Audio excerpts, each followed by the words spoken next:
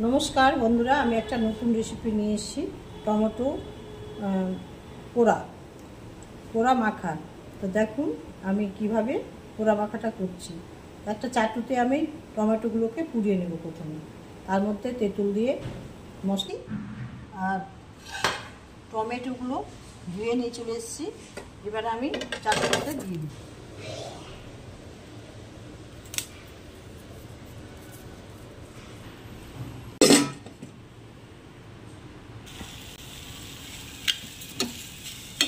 হালকা করে নেড়ে নেব মিডিয়াম হিটে টমেটোগুলোকে।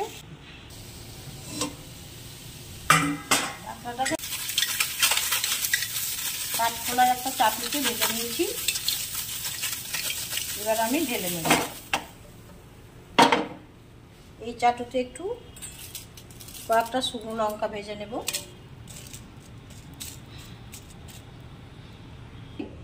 লাল সরষা একটু ভেজে নেব।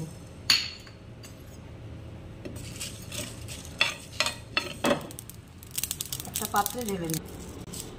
এবারে টমেটো মাখার জন্য ভাজা শুকনো লঙ্কাগুলোকে গুঁড়া করে নেব। মিক্সিতে দিয়ে দিলাম আর ভাজা সর্ষেটাও দিয়ে দিলাম।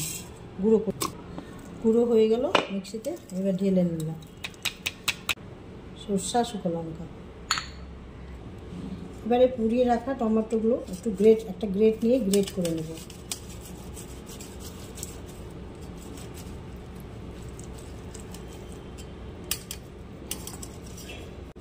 গ্রেট করে নেব।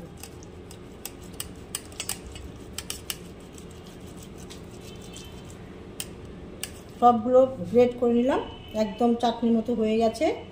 এবার এই আর গায়ে যে ভিতরে শক্ত অংশটাও বেরিয়ে গেছে আর গায়ের ছ্যাবড়াটাও উঠিয়ে নিয়েছি। এটা কি সুন্দর হয়েছে তেল ছাড়া চাটনি। এবারে আমি তেঁতুল ভিজিয়ে রেখেছি সকালবেলা করে। এই যে তেঁতুল দিলে একটু টক ভাবটা হবে, আর টমেটো তো টক লাগে না, তাই একটু তেঁতুলের টক দিয়ে দিব। ছাঁকনি দিয়ে ছেঁকে নেব।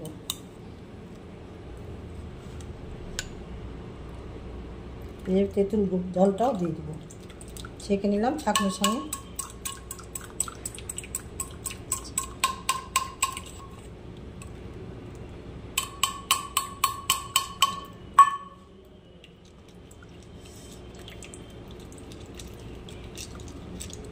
সম্পূর্ণ নিয়ে নিলাম রসটা, তেঁতুলের রসটা সব নিয়ে নিলাম।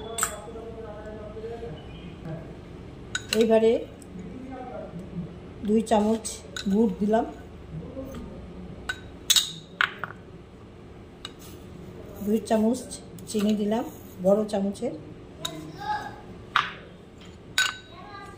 সর্ষের গুঁড়া আর শুকনো লঙ্কা গুঁড়ো দিয়ে দিলাম। এবারে 1 চামচ বিট লবণ দেব। বড় বাটিতে ঢেলে নেব।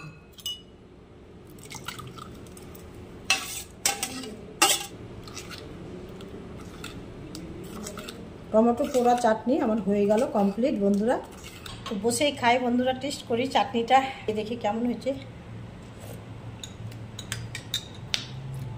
এত সুন্দর টেস্ট হয়েছে ধারণা করা যায় না। গরমের দিনে একটু চাটনি না হলে ভালো লাগে না। তো টমেটো তো একই রকম খাওয়া যায় না, ওই জন্য আমি একটু অন্যভাবে তৈরি করলাম। আপনারাও ভিডিওটা দেখবেন আর করে খাবেন। ভালো লাগলে অবশ্যই একটা কমেন্ট, লাইক, শেয়ার করবেন। কাকিমার পাশে থাকবেন। আপনারা সুস্থ থাকুন, ভালো থাকুন। এখানে ভিডিও শেষ করলাম।